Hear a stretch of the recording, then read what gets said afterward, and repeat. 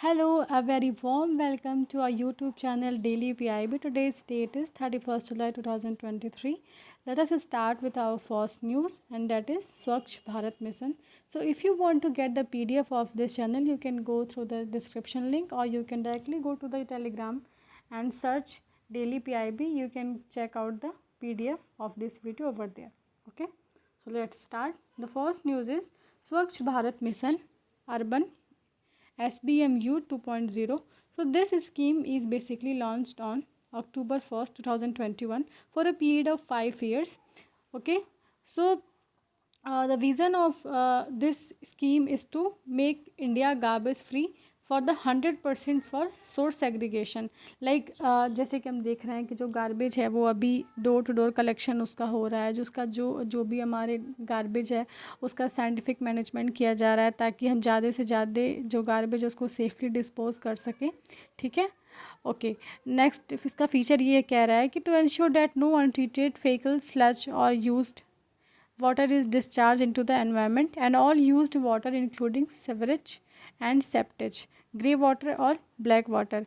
मतलब ये कहना चाह रहा है कि जो भी हम जो कचरा निकालते हैं अपने घर से, जो भी जो हमारे घरों से सेप्टिक टैंक थ्रू जो कचरे निकल रहे हैं उसको प्रॉपरली उसका ट्रीटमेंट किया जाए, उसको प्रॉपरली डिस्पोज किया जाए और उसको जो UWM यानी कि यूज्ड वाटर मैनेजमेंट के तहत जो एक नया कंपोनेंट निकल के आया उसके तहत वाटर को हम रीयूज़ करें, वाटर को हम ट्रीट करें प्रॉपरली. ठीक है, और ये जो कंपोनेंट है यूज्ड वाटर मैनेजमेंट, ये आपका उन शहरों में लागू होगा जहाँ पे जो पॉपुलेशन वो 1 लाख से कम की दी हुई होगी, वहीं पे ये लागू होगा. ओके, ये जो जितने भी डंप साइट्स, जैसे कि आप देखेंगे आपके घर के आसपास जो खाली ज़मीनें हैं उसको तो डंप साइट्स बना देते हैं, वहाँ पे वो लोग उसको घोषित कर देते हैं कि ये हमारा कचरा मैदान है, तो उसको ये क्या करेगा, ग्रीन जोन्स में चेंज करेगा. ठीक है, ओके. आपने देखा होगा कि आपके घरों के आसपास जो बहुत सारे एरियाज़ होते हैं वहाँ पे भी क्या होता है कि वो लोग जो खाली मैदानों को वो लोग बना देते हैं डंप साइट्स वगैरह. तो बेसिकली इस SPMU 2.0 के तहत क्या करेगा कि उस पर्टिकुलर स्टेट को या फिर यूनियन टेरिटरीज़ को ये फाइनेंशियल असिस्टेंस प्रोवाइड करेगा ताकि वो जो म्युनिसिपल सॉलिड वेस्ट मैनेजमेंट है वो क्या कर सके, कुछ प्लांट्स को एस्टेब्लिश करेंगे जैसे कि waste to compost, waste to energy, methanation. ठीक है, और MRF यानी कि मटेरियल रिकवरी फैसिलिटीज़. ठीक है, इस तरीके से वो क्या करेंगे कि जो डंप साइट्स हैं उसको रिमीडिएशन उसका करेंगे, उसको कंस्ट्रक्ट करेंगे और उसको क्या करेंगे, जो वेस्ट वगैरह उसको प्रॉपरली ट्रीट करेंगे. इसके अलावा ये कह रहा है, ये भी मेंशन कर रहा है कि जो आपका UWM है यानी कि यूज्ड वाटर मैनेजमेंट है, ये क्या करेगा कि ये कॉम्पेंसेटरी फंड्स जो प्रोवाइड कराएगा ताकि लोग जो हैं वो ज़्यादा से ज़्यादा सीवेज ट्रीटमेंट प्लांट को एस्टेब्लिश कर सकें जिसे हम STPs बोलते हैं. और साथ ही साथ जो इंटरसेप्शन डाइवर्जन प्रोवाइड करेगा, देखिए एक प्रॉपर स्ट्रक्चर्स होगा ताकि प्रॉपर जो ड्रेन हमारे जो कचरे हमारे घरों से निकलते हैं उसको प्रॉपरली हम उसको कंपोस्ट उसको हम भेज सकें, प्रॉपरली उसको ट्रीट कर सकें. ठीक है, ताकि जो पंपिंग स्टेशंस होंगे, पंपिंग मेन ग्रेविटी वो जो होंगे उसको प्रॉपरली जो STPs वगैरह हैं सीवेज ट्रीटमेंट प्लांट से वहाँ तक चला जाए वो. ठीक है, और तीसरा ये है कि procuring adequate numbers of septic tank, desludging equipments. Okay, अगली न्यूज़ को देखते हैं. अगली न्यूज़ है mitigating skill deficiencies among MSMEs.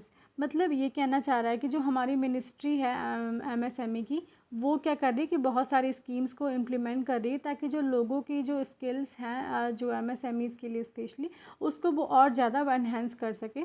ठीक है, कौन कौन से स्कीम्स हैं वो देखते हैं जो क्या करती है कि स्किल्स को बढ़ावा देती है MSMEs के थ्रू. सबसे पहला है टूल.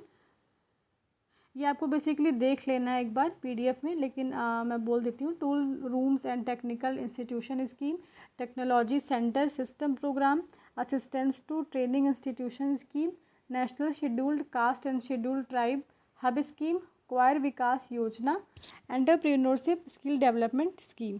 ठीक है, इसके अलावा भी एक और स्कीम है जो कि promotion of innovation, rural industries and entrepreneurship, under which various types of training programs are conducted for skilling of youth and reskilling of already employed manpower. ये क्या करेगी कि यूथ को स्पेशल स्किल्स प्रोवाइड करेगी और जो man power already involve है उनको री स्किलिंग प्रोवाइड करेगी ताकि वो अपने स्किल्स को अपडेट कर सकें। ठीक है। Ministry of MSMEs has setup one tool room and technical institution, namely central tool room and training center to promote technology adopting among MSMEs। ठीक है। ये जो सेंटर्स होंगे ये वो कंडक्ट करेंगे और ढेर सारे स्किल डेवलपमेंट ट्रेनिंग प्रोग्राम्स जो कि अलग अलग प्रोविजंस पे बेस्ड होगा। एक वेल स्ट्रक्चर मॉड्यूलर होगा, यानी कि ये ट्रेनिंग उसी को प्रोवाइड करेगा जो प्रैक्टिकली ओरिएंटेड होंगे। कहने का मतलब है कि अगर लोगों को एजुकेटेड करना है, स्किल्स प्रोवाइड करनी है, तो ये एक पर्टिकुलर वो जो स्किल्स प्रोवाइड की जाएगी वो क्या होंगे कि काफ़ी प्रैक्टिकल होंगे। मान लीजिए कि आपको हार्डवेयर स्किल्स पे आपको स्किल्स देना है, आपको हार्डवेयर इंडस्ट्री में काम करने के लिए, तो आपको उसी के अकॉर्डिंग स्किल्स प्रोवाइड किए जाएंगे। ये नहीं कि आपको कुछ किसी और स्किल से आपको दे दी जाए, पता चले कि आपको आ ही नहीं रहा हो। तो ये इस चीज़ को ध्यान में रख के वो काफ़ी प्रैक्टिकली ओरिएंटेड ट्रेनिंग प्रोवाइड की जाएंगे, कोर्सेज प्रोवाइड किए जाएंगे, उसको रेगुलर बेसिस पे अपडेट किया जाएगा ताकि जो ग्लोबल टेक्नोलॉजिकल एडवांसेस प्रोवाइड किए जाएंगे उसको ईजिली और स्मूथली उसको एसिमिलेट किया जा सके, मिलाया जा सके एक डिजिटल इकोसिस्टम वाला एनवायरनमेंट क्रिएट करने के लिए। ठीक है। प्रोग्राम्स के साथ कोलैबोरेट करेगा, जैसे कि Khadi and village industry commission, national small industry corporation, coir board और MSMEs के साथ ये कोलैबोरेट करके ये इस प्रोग्राम को बढ़ावा देंगे। Of skill development in districts affected by left wing extremism. तो स्किल इंडिया मिशन के तहत जो हमारी ministry of skill development and entrepreneurship है, ये एक स्कीम को इम्प्लीमेंट की जा रही है ताकि जो लेफ़्ट विंग एक्सट्रीमिज़म वाले एरियाज़ हैं जहाँ पे आपका आप कह लीजिए नक्सलिज़म बहुत ज़्यादा है, माओइस्ट बहुत ज़्यादा हैं, तो वहाँ पे के लोगों को ये बेसिकली रीस्किल करेगी, उनके स्किल्स को और अपग्रेड करेगी, उनको स्किल्स प्रोवाइड करेगी ताकि वो ज़्यादा से ज़्यादा अपना एक स्किल डेवलपमेंट का एक नेटवर्क एस्टेब्लिश कर सके, ताकि जो गवर्नमेंट की और भी स्कीम्स हैं जैसे कि प्रधानमंत्री कौशल विकास योजना, जन शिक्षण संस्थान, तो इन और आपका ये NAPS वगैरह हो गया, तो इन सब से कोलैबोरेट करके उनको उनकी स्किल को एनहेंस करेगी। इस स्कीम्स को और अच्छे से डिफ़ाइन किया गया जो ऑलरेडी हम अपने वीडियो के आगे पिछले सेक्शंस में हमने कवर किया हुआ है। जैसे कि प्रधानमंत्री AVY के तहत क्या किया जाएगा कि ये एक डिमांड ड्रिवन स्कीम है ताकि जो हमारे अनट्रेन्ड वर्कर्स हैं उनको प्रॉपर्ली स्किल प्रोवाइड किया जाए, उनको जो प्रायर लर्निंग है वो प्रोवाइड किया जाए। जो भी यूथ हैं हमारे स्टेट और यूनियन टेरिटरीज़ में उनके स्किल्स को एनहेंस किया जाए। ठीक है। नाम ही है प्रधानमंत्री कौशल विकास योजना। नेक्स्ट है जन शिक्षण संस्थान। टारगेट है वो है कि लोगों को वोकेशनल स्किल्स प्रोवाइड करना। किन लोगों को? जो लोग नॉन लिटरेट हैं, जो लोग अनपढ़ हैं, जिन्होंने कुछ नहीं पढ़ा है, जो लोग थोड़ा बहुत पढ़े हैं, या फिर जो लोगों ने एजुकेशन को बीच में छोड़ दिया है, वो लोग 8वीं कक्षा तक ही पढ़ पाए हों, ड्रॉप आउट्स हों, 12वीं कक्षा तक ही पढ़े हो, तो ये बेसिकली उनके लिए है। जो एज ग्रुप फॉल करेगी वो रहेगी आपका 15 से लेकर 45 साल तक। उनको एज रिलैक्सेशन प्रोवाइड किया जाएगा और जो और भी डिज़र्विंग केसेस हैं। ठीक है। इस जो स्कीम में जो प्रायोरिटी दी जाएगी वो आपको वुमेन, SC ST OBC और माइनॉरिटीज़ को। इसके अलावा जो मेन हैं, जो यूथ है, उसको भी ये स्कीम के तहत प्रॉपर वोकेशनल स्किल्स प्रोवाइड किया जाएगा। प्रमोशन स्कीम, ये स्कीम क्या करेगी कि प्रमोट करेगी जो भी अप्रेंटिसशिप ट्रेनिंग है उसको प्रमोट करेगी, लोगों की जो अप्रेंटिसशिप को इंक्रीज़ करेगी, उनको इंगेज करेगी ताकि लोग जो हैं उनको जो गवर्नमेंट है उसके इंडस्ट्रियल एस्टेब्लिशमेंट के लिए फाइनेंशियल सपोर्ट प्रोवाइड कर सके, ताकि ये जो एक्ट जो हमारा 1961 का जो अप्रेंटिसशिप एक्ट है, ये जो ट्रेनिंग प्रोवाइड की जाएगी वो बेसिक ट्रेनिंग प्रोवाइड की जाएगी, साथ ही साथ on the job training provide की जाएगी, प्रैक्टिकल ट्रेनिंग प्रोवाइड की जाएगी उस पर्टिकुलर इंडस्ट्री के वर्क प्लेस पे जो रिक्वायरमेंट होगी वर्क प्लेस। सपोज़ क्या होता है कि हमारे जो वर्क प्लेस पे कोई इंसान है जिसके पास वो प्रॉपर स्किल्स नहीं रह गई जो रिक्वायरमेंट है उस कंपनी के लिए, उस वर्क प्लेस के लिए, तो उसको ध्यान में रखते हुए भी लोगों को ट्रेन किया जाएगा ताकि उनकी वो अपनी जॉब को मेंटेन कर सके, अपनी जॉब को कंटिन्यू कर सके। अगली जो स्कीम है वो है क्राफ्टमैन ट्रेनिंग स्कीम। ये जो स्कीम क्या करेगी, लॉन्ग टर्म ट्रेनिंग प्रोवाइड करेगी इंडस्ट्रियल ट्रेनिंग इंस्टीट्यूट्स के द्वारा पूरे देश भर में, और जो ITIs हैं ठीक है। ये क्या करेंगे, लोगों को ज़्यादा से ज़्यादा वोकेशनल या स्किल ट्रेनिंग प्रोवाइड करेंगे, ढेर सारे कोर्सेज़ वगैरह कराएंगे, ताकि जो इकोनॉमिक सेक्टर्स हैं बेसिकली उसके लिए, ताकि जो हमारी कंट्री का जो वर्क फोर्स है इंडस्ट्री का, वो सेल्फ एम्प्लॉयमेंट लोगों को जनरेट करने में हेल्प कर सके, स्पेशली यूथ के लिए। ठीक है। फोर्थ न्यूज़ है measures to curtail urban flooding. देखिए अर्बन फ्लडिंग के पहले रीजंस को देखते हैं। The first one is increase incidence of high intensity rainfall, it is very common, you already know this.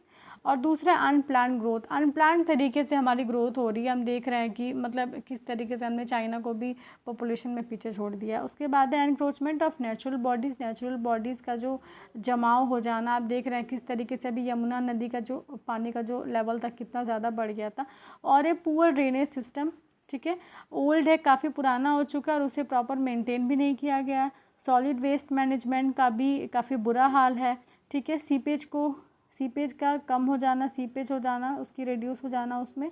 ठीक है। क्लाइमेट चेंज होना और लैक ऑफ कम्युनिटी इंगेजमेंट, यानी कि जैसे क्या है कि हमारे यहाँ थोड़ी सी कम्युनिटी लेवल पे जो वर्क होने चाहिए उसकी काफ़ी कमी देखी गई है।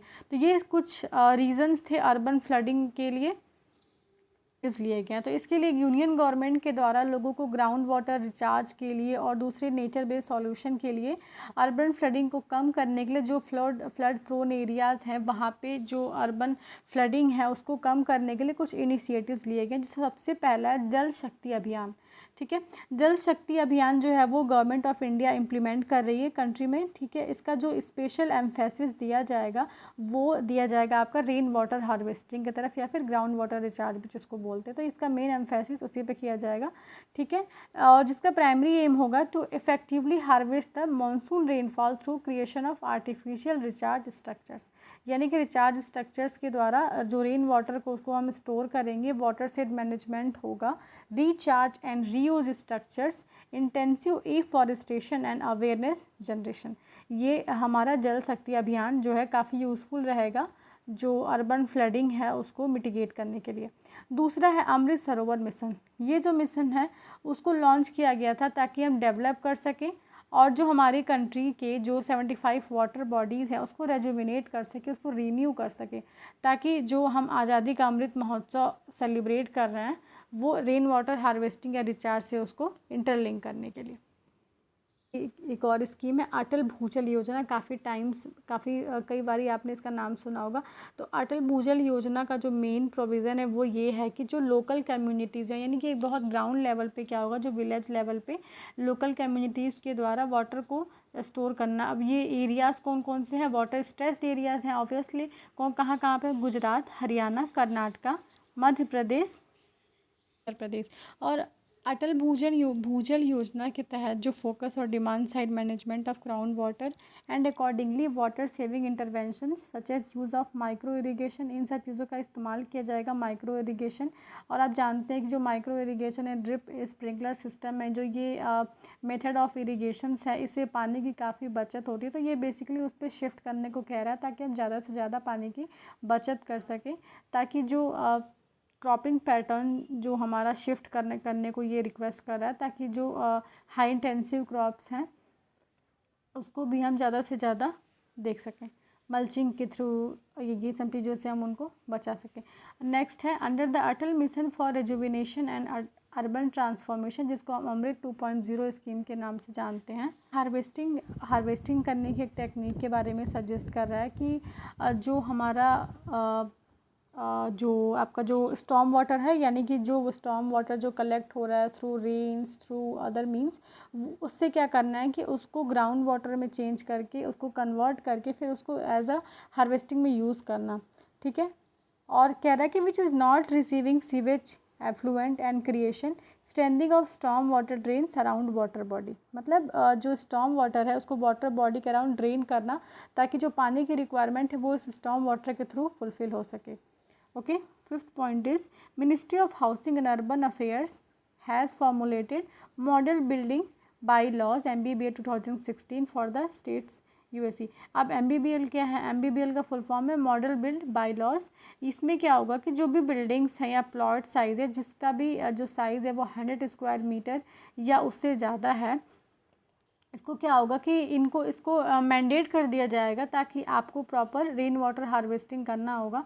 35 state UTs have adopted the feature of the by laws.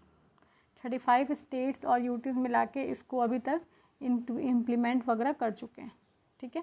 National water policy काफ़ी इम्पॉर्टेंट है। ये जो है जितने भी स्कीम्स और लॉज आज आपको बताए जा रहे हैं वो आपके मेंस पर्सपेक्टिव से बहुत ज़्यादा इंपॉर्टेंट है, तो आप इसको ध्यान से सुनते रहिएगा और अपने नोट्स में इंक्लूड कर लीजिएगा। नेशनल वाटर पॉलिसी कह रहा है, ये जो है कि ना इसको मिनिस्ट्री ने फॉर्मुलेट किया था। कौन सी मिनिस्ट्री ने फॉर्मुलेट किया था आप मुझे कमेंट सेक्शन में टाइप करके बताएंगे। ठीक है। ये स्कीम जो है वो ये कहता है कि जो हम वाटर को सेव करेंगे, जो हमारा वाटर कंजर्वेशन टेक्निक्स होगा, चाहे वो रिवर कॉरिडोर का है, वाटर बॉडीज़ का, इंफ्रास्ट्रक्चर का हो, उसको एक प्रॉपरली साइंटिफिक प्लान मैनर में होना चाहिए। अगर प्लान तरीके से उसको हम अगर कंजर्व करेंगे तो कह रहा है, जिसमें पहला पॉइंट दिया हुआ है कि मैनर में अगर उसको हम स्टोर करते हैं तो जो हमारे एसोसिएटेड वेटलैंड वगैरह, फ्लड प्लेन्स वगैरह हैं, तो इस तरीके से जब फ्लड की कंडीशन या ड्रॉट की कंडीशन होगी तो वो बैलेंस करके चलेगा। ठीक है। नेक्स्ट है अर्बन सेटलमेंट में क्या हुआ, encroachment and any developmental activities in the protected upstream areas of reservoirs, water bodies की aquifer recharge areas that pose to a potential threat of contamination, pollution, reduced discharge and those endanger wild and human life should be strictly regulated। जैसे कि water अगर polluted हो रहा है, contaminated हो रहा है, रिड्यूस उनका जो लेवल है वो कम होता जा रहा है, तो उसको भी एक प्रॉपरली एक स्ट्रिक्ट लॉज के साथ रेगुलेट किया जाए। ठीक है। मास्टर प्लान क्या है artificial recharge to ground water 2020 का, वो देखते हैं। ठीक है। प्रिपेयर किया जाएगा CGWB यानी कि सेंट्रल गवर्नमेंट वाटर बॉडी, किसके साथ कोलैबोरेट करके, जो बहुत सारी स्टेट और यूटीज़ हैं उनके साथ कोलैबोरेट करके इसे तैयार किया जाएगा, artificial recharge to ground water. और ये जो इसका जो कंस्ट्रक्शन है वो लगभग 1.42 crore rain water harvesting and artificial recharge structures को प्रिपेयर करके किया जाएगा, ताकि हम लगभग 185 बिलियन क्यूबिक मीटर वाटर को रिस्टोर कर सकें। ठीक है। नेक्स्ट जो न्यूज़ है वो देखते हैं, रिहैबिलिटेशन ऑफ चाइल्ड लेबर। ठीक है। रिहैबिलिटेशन ऑफ चाइल्ड लेबर जो है वो बेसिकली जो बच्चे हैं उनको बचाना है एम्प्लॉयमेंट से, ताकि जो 14 साल से कम उम्र के बच्चे हैं उनको फैक्ट्रीज़ वगैरह में काम करने से रोका जाए। और ये जो है ये जो भी उनका जो ऑक्यूपेशन है, क्योंकि 14 साल की उम्र के बच्चे काफ़ी छोटे होते हैं तो उनको हज़ार्डस ऑक्यूपेशन से बचाना है। और ये CLPR एक्ट के थ्रू इस एक्ट के अंदर उनको बचाने का जो प्रोविज़न वगैरह है वो इस एक्ट के थ्रू है। इस एक्ट को आप अच्छे से देख लीजिए, child and adolescent labour prohibition and regulation act 1986। आज स्कीम्स भी हमारी ज़्यादा हैं तो थोड़ा सा जल्दी हम इसको निपटाते हैं ताकि आप ज़्यादा से ज़्यादा चीज़ों को हम कवर कर सकें। ठीक है। बाकी आप PDF के लिए हमारे ग्रुप लिंक पे जा सकते हैं, टेलीग्राम ग्रुप से आप हमारी PDF को ले सकते हैं। तो बेसिकली ये जो है एज़ पर crime in India publication of national crime record bureau के अनुसार हमारे जो देश में क्राइम का रिकॉर्ड बहुत ज़्यादा है, लगभग 2017 से लेकर के 2021 तक ये जो है ना ये जो रिकॉर्ड है वो काफ़ी ज़्यादा बढ़ा हुआ है। तो बेसिकली उसको टैकल करने के लिए ही इस जो एक्ट है उसको आगे लाया जा रहा है फिर से। ठीक है। तो ये इसके कुछ मेजर्स हैं जो लिए जा रहे हैं, लेजिस्लेटिव मेजर्स और वगैरह वगैरह, ताकि हम जो है वो जो चाइल्ड लेबर है उसको रिहैबिलिटेशन प्रोवाइड करा सके, उनको जो इंडस्ट्रीज़ वगैरह हैं, फैक्ट्रीज़ वगैरह हैं, वहाँ से निकाल के उनको हम स्कूल वगैरह में भेज सकें। ठीक है। तो ये जो मिनिस्ट्री वगैरह कुछ दे गई है, कौन सी मिनिस्ट्री लॉन्च कर रही है, ये आप इस PDF में लेटर ऑन देख लीजिएगा। नेक्स्ट न्यूज़ जो है वो है स्कीम्स टू प्रोटेक्ट वेस्टर्न घाट। सो जो हमारी ministry of environment forest and climate change है, ये नंबर ऑफ़ स्कीम्स को लेके आ रही है ताकि हम फॉरेस्ट को, वाइल्ड लाइफ के एनवायरनमेंट को, जो अलग अलग स्टेट्स वगैरह में हैं जहाँ पे ज़्यादा प्रॉब्लम आ रही है उसको हम लोग कंजर्व कर सकें। तो इसमें कौन कौन सी स्कीम है आप देख सकते हैं, जो बहुत कॉमन है वो मैं मेंशन कर दे रही हूँ। National deforestation programme, forest fire prevention and management, जंगल में जो आग वगैरह लग जाती है उसके लिए प्रोजेक्ट टाइगर। ठीक है। आपको कमेंट सेक्शन में टाइप करके बताना है कि हमारे अभी इंडिया में नंबर ऑफ़ टाइगर्स कितने हैं। ठीक है। और ये जो है वो आप देख लेना, ये काफ़ी इम्पोर्टेंट हो सकता है कि अभी जो है वेस्टर्न घाट इकोलॉजी एक्सपर्ट पैनल जो है वो प्रोफेसर माधव गडगिल लीड करेंगे, और साथ ही साथ जो हाई लेवल वर्किंग ग्रुप है उसको लीड करेंगे डॉक्टर कस्तूरी रंजन। कस्तूरी रंजन आप और भी याद कर रहे होंगे क्योंकि ये इन्होंने NEP वगैरह भी लेके आई थी। तो ये सब आपको याद रखना है। बाकी कुछ खास इंपॉर्टेंट जो था वो मैंने मेंशन कर दिया आपको, ठीक है। नेक्स्ट जो है 7, और ये बस सेकेंड लास्ट 2 न्यूज़ और रह गई हैं आज के लिए। Pension scheme to landless agricultural labourers. Pension जो स्कीम है as per periodic labour force survey 2020-2021 report, इसने रिपोर्ट किया है कि लगभग 46.5% पर्सनस जो हैं वो एग्रीकल्चर में इन्वॉल्व हैं। ये डेटा वगैरह आपको याद रखना है ताकि ये मेंस में आप इसको मेंशन कर सको, ठीक है। ये जो हमारा मिनिमम वेजेस एक्ट 1948 का, तो ये उसके तहत जो प्रोविज़न्स हैं उसको देखे, जो मिनिमम वेजेस हैं आज के टाइम में उसको रिवाइज़ करे, उसके प्रोविज़न्स को रीचेक करे, और जो अप्रोप्रिएट वेजेस प्रोवाइड कर रहा है गवर्नमेंट उसको रीचेक करे, और उसके जो सूटेबल एक्शंस हैं उसको ले, ठीक है। कि ओल्ड एज प्रोटेक्शन के लिए जो 2019 में एक स्कीम आई थी, प्रधानमंत्री श्रम योगी मानधन योजना, इसे हम पहले भी देख चुके हैं। इसमें लगभग 3,000 रुपये दिए जाते हैं, 60 साल की उम्र तक दिए जाते हैं, फ्री ऑफ कॉस्ट होता है, आप सेल्फ रजिस्ट्रेशन भी कर सकते हैं मानधन पोर्टल के तहत। बस यही था इतना। बाकी जो आपका वॉलेंट्री है और को कंट्रीब्यूटरी पेंशन स्कीम भी है, जहाँ पे आपको 18 से 40 साल तक के जो वर्कर्स हैं वो अपनी मंथली इनकम जिसकी 15,000 तक हो लगभग, और वो इस स्कीम को ज्वाइन कर सकते हैं। बाकी जो होगा इस फंड, ये आपको ये याद रखना है कि फ़ंड मैनेजर कौन क्या होगा इस स्कीम का, तो LIC होगा, यानी कि लाइफ इंश्योरेंस कॉर्पोरेशन। ये थे कुछ इंपॉर्टेंट चीज़ें।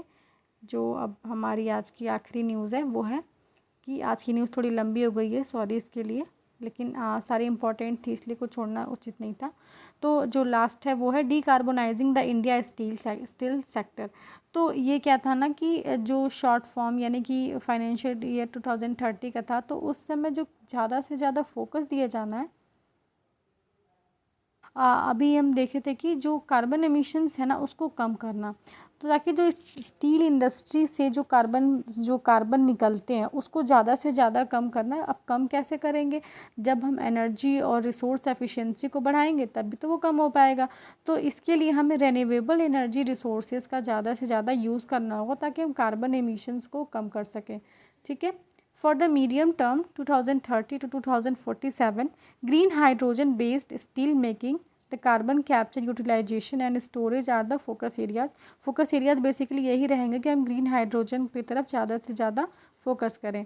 और अगर लॉन्ग टर्म में देखा जाए, यानी कि जो हमारा गोल भी है 2070 तक कार्बन एमिशन की में जो है वो कटौती करना, तो इसमें क्या है कि जो डिस्ट्रप्टिव अल्टरनेटिव टेक्नोलॉजिकल इनोवेशंस हैं उसकी हेल्प लेना, ताकि जो हमारा ट्रांजिशन है नेट ज़ीरो का उसको हम अचीव कर सकें। तो इस पे एक क्या था कि पहले शॉर्ट टर्म गोल लिया गया, फिर मीडियम टर्म, फिर लॉन्ग टर्म, इस तरीके से हम कार्बन जो एमिशंस हैं उसको कम करने के लिए ऐसे ऐसे हम स्टेप्स और मेजर्स ले रहे हैं। अब स्टेप्स क्या क्या हैं, गवर्नमेंट ने क्या क्या स्टेप्स लिए डिकार्बोनाइज करने के लिए। तो जो पहला है 13 टास्क फोर्स, आपको याद रखना ये बहुत ज़्यादा इंपॉर्टेंट है। तो जो 13 टास्क फोर्स हैं ये बनाए जाएंगे, ठीक है, सॉरी बनाए गए थे, ये ऑलरेडी बन चुके हैं। किसके इंगेजमेंट से, इंडस्ट्री, एकेडमिया, थिंक टैंक्स, जो हमारा साइंस एंड टेक बॉडीज़ है, डिफरेंट मिनिस्ट्रीज़ है, इसकी हेल्प से जो 13 टास्क फोर्स बनाए गए थे, ताकि जो लोगों को जो हम ज़्यादा से ज़्यादा अवेयर कर सकें, ताकि लोग आएँ उस पर डिस्कस करें, डेलिब्रेटली फॉलो करें, और हमारा जो स्टील सेक्टर का स्पेशली जो उनको डिकार्बोनाइजेशन लेवल है स्टील सेक्टर से उसको वो मेंटेन कर सकें, ठीक है।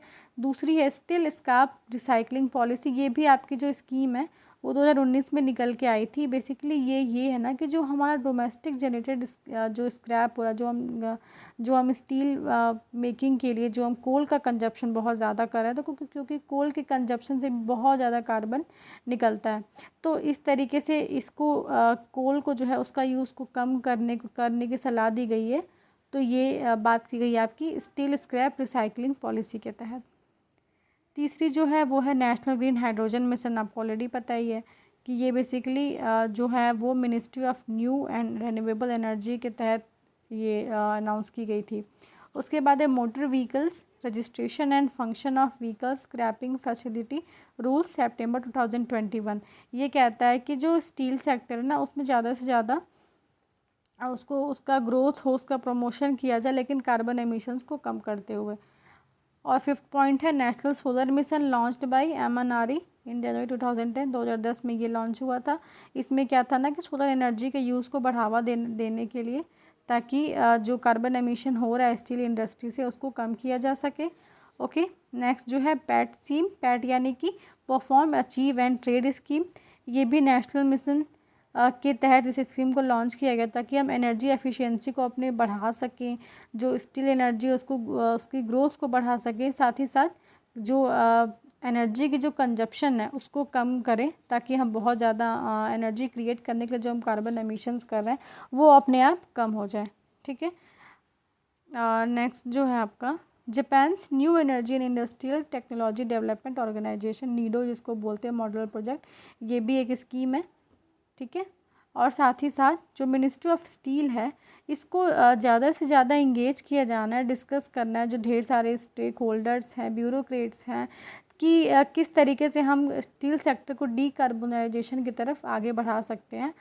बस ये थी हमारी आज की न्यूज़। अगर आपको कोई सजेशंस वगैरह देने हो तो आप हमारे कमेंट सेक्शन में टाइप कर सकते हैं। Hope you like this video, please like share subscribe. Have a good time, bye bye.